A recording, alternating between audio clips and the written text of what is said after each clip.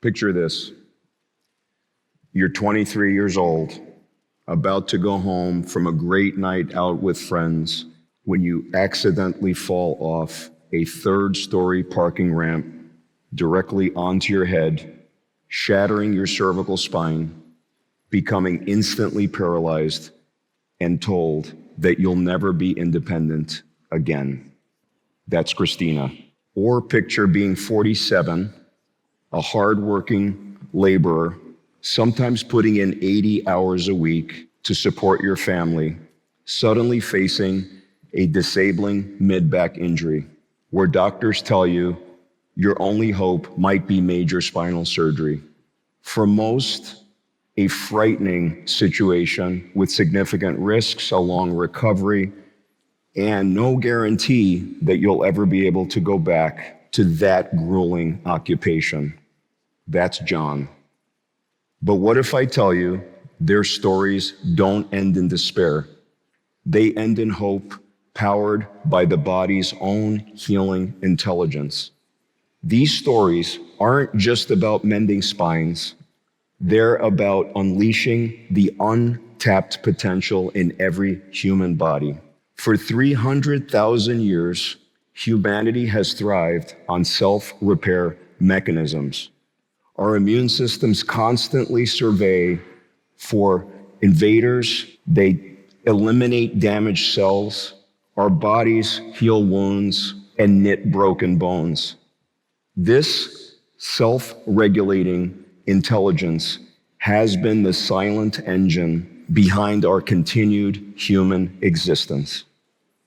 While modern science has achieved astonishing feats over the last century, conquering many infectious diseases, enabling the repair of severe injuries with precision, and even defying illnesses that would have previously resulted in certain death, we still face many conditions that cause profound human disability. These often stem from a breakdown in that very same self-healing process. This is where the power of facilitating and cultivating self-healing becomes truly revolutionary. Now, my love and connection to the spine began in 2001 as an orthopedic resident at Columbia University in New York City. I was captivated by its intricate balance and how its disruption can lead to severe pain and immobility. I made it my life's work to restore that balance by becoming a master mechanic of the human body. But the more patients I encountered, the more I felt the profound, sometimes crushing limitations of a purely mechanical solution to what was also clearly a biological problem. I remember one patient, a professional dancer, that we treated for severe spine injury. We repaired it mechanically with no complications. The x-rays looked perfect. She recovered without any issues, but yet she was unable to successfully dance at that same professional level again. It's stories like hers that haunt me as a spine surgeon and fuel a quest to always look for improved solutions. Can we be more than just human mechanics, but enablers of the body's own ability to heal itself? Could stem cells, which were being touted as treatments, truly hold the key? My initial stance was deeply skeptical, yet research was accelerating, demonstrating the body's remarkable self-healing capacity. The weight of that evidence and stories like Christina's ignited a fire. It fueled a passionate belief that evidence-based regenerative options using FDA-allowed stem cell therapies should be offered as powerful biological solutions to enhance self-healing, whether alone or in conjunction with surgical interventions. After that tragic 3-story fall, Christina arrived to the hospital. She was barely able to shrug her shoulders or move her arms. She remembers being told her life as she knew it was over. She had reconstructive spinal surgery, but initially she had no significant improvement secondary to the crush injury to the spinal cord. Imagine the darkness, that terrifying finality. Yet, she didn't accept her fate, she fought. She pursued aggressive conventional treatments, yet hope felt elusive until, serendipitously, almost 1 year after the date of her accident, she became a patient in a groundbreaking Mayo Clinic stem cell trial for spinal cord injuries. Doctors extracted cells from her fatty tissue, spun them down in a centrifuge, and then reintroduced them to the area of the traumatized spinal cord. Slowly, she regained significant arm and even some hand function with tendon transfers, allowing her to feed herself, live independently, and go back to work. Today, she counsels other spinal cord injury patients, passing on that hope that she and other recipients bravely ignited. 7 out of 10 patients in that Mayo Clinic trial had measurable functional improvements.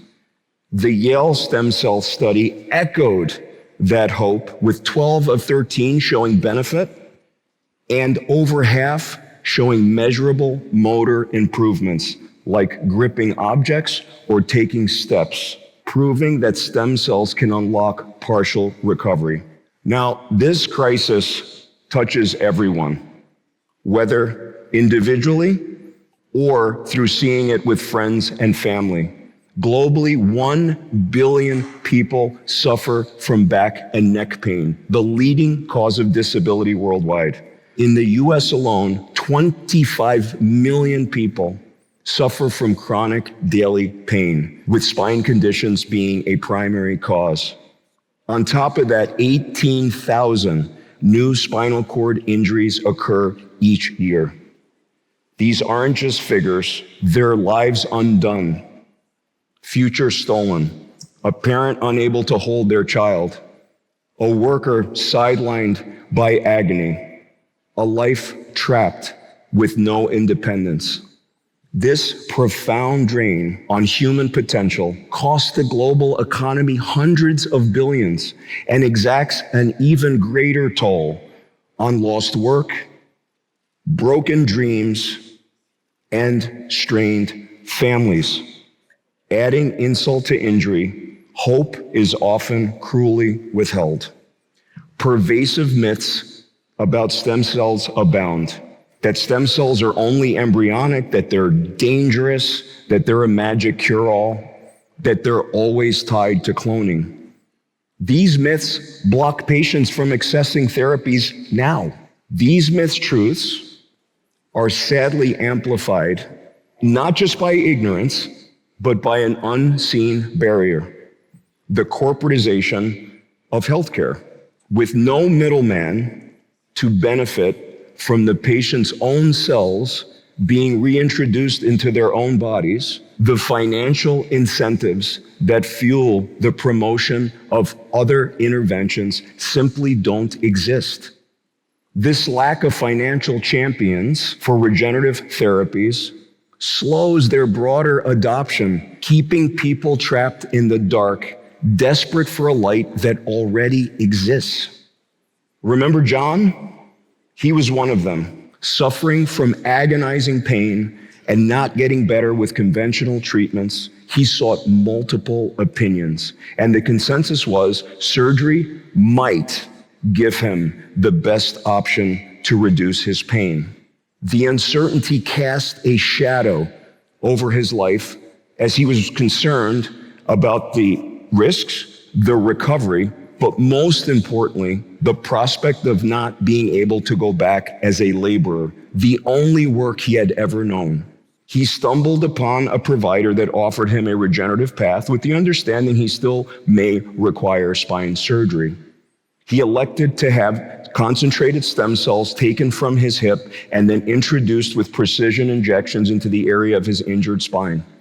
In just 2 months, his mobility remarkably improved and his pain became manageable.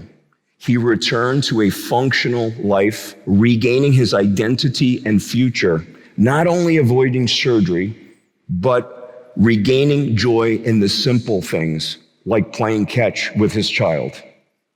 So how is this possible with stem cell therapies? The science is breathtakingly elegant. Let me tell you about something as simple as cutting your finger. The first day, the bleeding stops, redness and swelling rush in as the body responds. If you watch carefully over the next few days, the magic unfolds. The wound closes, the skin rebuilds, all directed by stem cells that flock to the area like first responders orchestrating repair and regeneration. This everyday miracle is exactly what happens on a larger scale with these regenerative therapies. When we introduce these mesenchymal stem cells, these master gardeners, like internal architects, redesigning your body's blueprint, an incredible series of events occurs. These cells have a biological GPS signal that precisely directs them to the chemical SOS signal of inflammation and damage. This process is called homing. Once they arrive, they set up their nests like long-term command centers right at the area of inflammation and damage.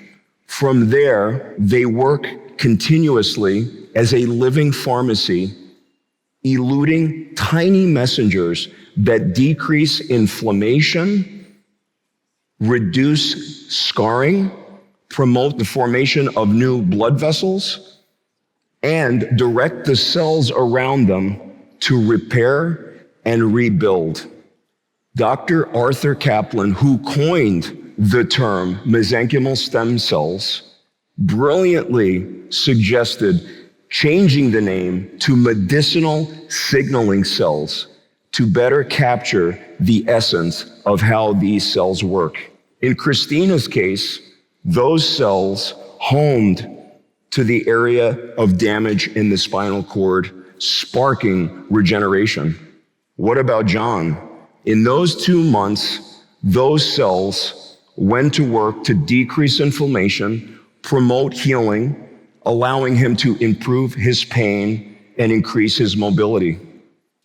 His triumph is echoed in a compelling 2023 meta-analysis of 608 patients, which showed that patients getting injections of stem cells for disc disease had a significant improvement in their pain scale and a 12-point reduction on a standard disability index, a truly life-changing restoration. Christina's recovery, John's restored future, the undeniable data from rigorous studies.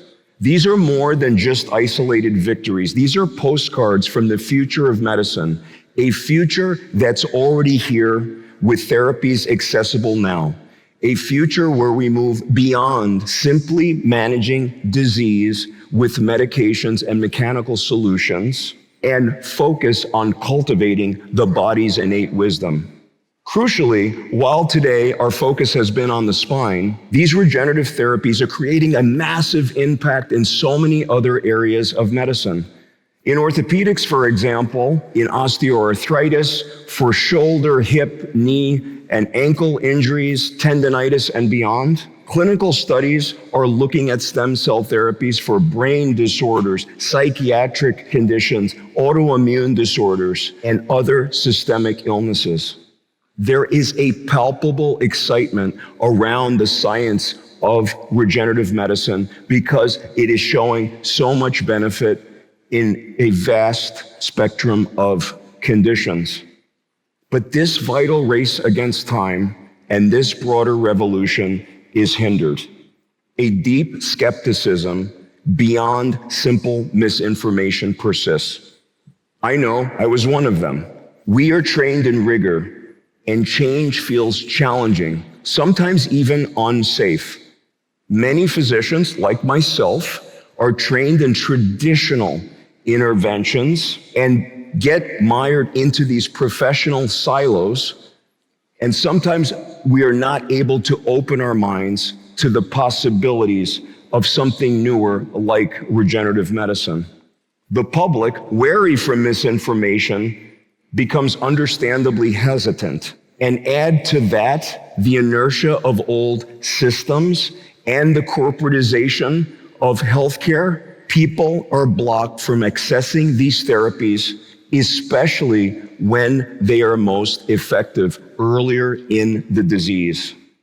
Where would Christina be if she had received her stem cells on day 1 instead of on day 365? How about the dancer? Could we have improved her recovery by the addition of these stem cells to get her back to those professional heights? This is why I'm here today. This is my message to you. I ask you to become a messenger of this ancient story, the story of the body's own power. You do not need a medical degree to challenge the status quo. Physicians and providers break those silos because our patients deserve every tool to reduce human suffering. Patients, become the CEO of your own health. Don't let misinformation block you from true hope. Ask providers about therapies available today. Your mobility is worth fighting for. To everyone, share this message. Consider donating to research. Start conversations in your communities about this healing from within.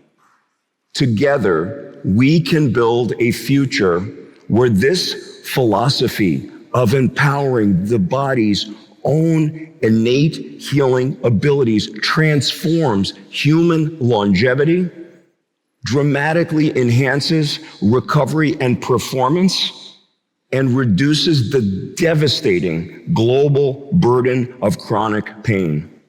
A world where a grandmother dances at her granddaughter's wedding, not just because of a pill or knife, but because we've unlocked the healer inside of her. Let's shed these old narratives and let's champion this truth. The most powerful healing force on the planet is already locked inside each one of us. Thank you.